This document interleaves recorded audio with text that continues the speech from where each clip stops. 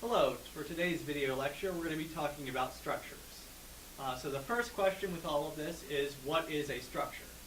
In engineering, a structure is going to be any collection of connected bodies. So anything with multiple pieces that they're kind of tied together in some way, that's going to be a structure. Some examples of structures, we've got something like this pair of scissors here. So with the pair of scissors we've got the back blade, the front blade, and they're connected together in the middle here by this pin. So multiple parts all connected together here. Other things are more rigidly connected, so something like this bridge. In the bridge we've got multiple steel beams, they're all kind of welded together or bolted together, and as a whole this forms a rigid structure. Something similar happens here in this stool. We've got multiple wooden pieces, they're held together with screws, with bolts, with glue.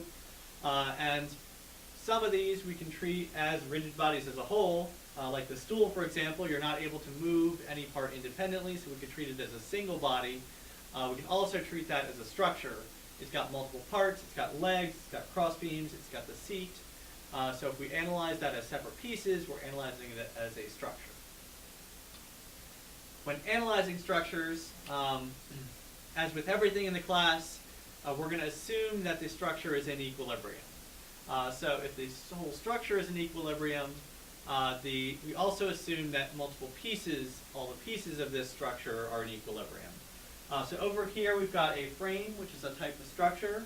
We've got member AB, member BC, and the whole thing is in equilibrium, which means that AB, the sum of the forces here needs to be equal to 0, and the sum of the forces here needs to be equal to 0. So we're breaking down these structures into multiple parts, and that's how we're going to analyze most of these structures. So the type of structure is going to be the biggest determining factor in how we analyze the structure. So we've got three basic types. The first type is going to be the truss. So a truss is a rigid assembly, which means that no parts can move relative to one another. Think of something like the stool rather than something like the pair of scissors when they kind of move independently. And then a truss is also made entirely of two force members. So if there's any one member that's not a two force member, that structure is no longer a truss. Second type of structure is going to be a frame. So a frame is a rigid assembly, just like the truss, but it contains at least one member that is not a two force member. So if there's that one non-two force member, suddenly we have a frame. The third type is going to be a machine. So a machine is a non-rigid assembly, and it's going to contain at least one member that's not a two force member. So with the pair of scissors, kind of those parts can move independent of one another, and that makes that third part a machine. The most important distinction is going to be between the trusses and the non-trusses. So with the truss, we've got one set of analysis principles we're going to use. With the frame and machine, we've got a second set, and we can use that for either of those two types of structures there. So if I put it on whatever I'm looking at, if I put it on the right side of the line, I know exactly what methods I need to use to analyze this particular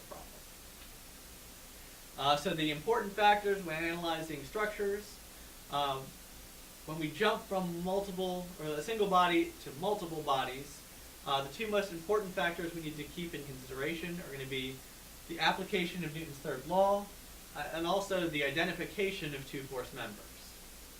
So starting with the Newton's third law.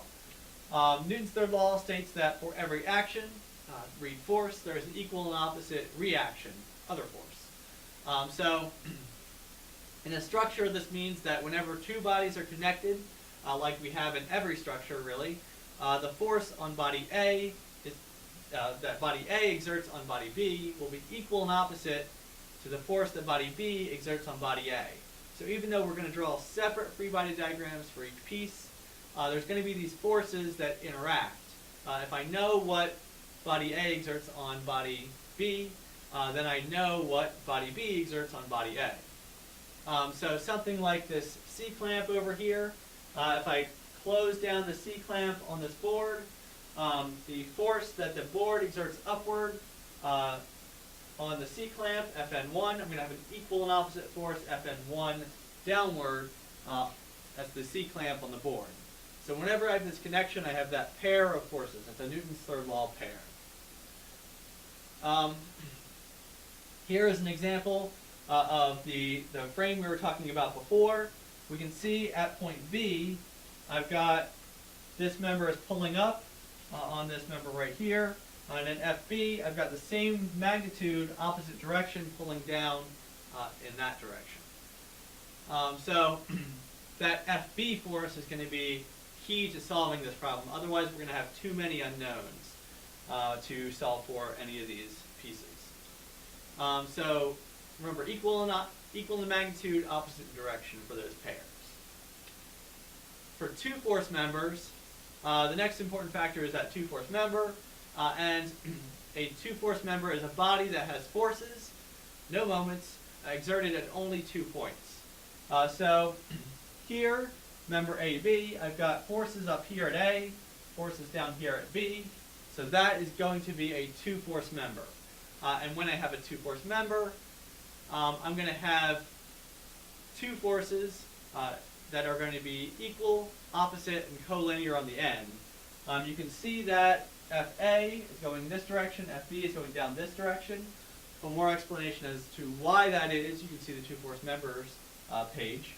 But that's going to significantly cut down on the number of unknowns I have in my problems. So with that, that's all I have for this video lecture. Thank you for watching, and I hope to see you again.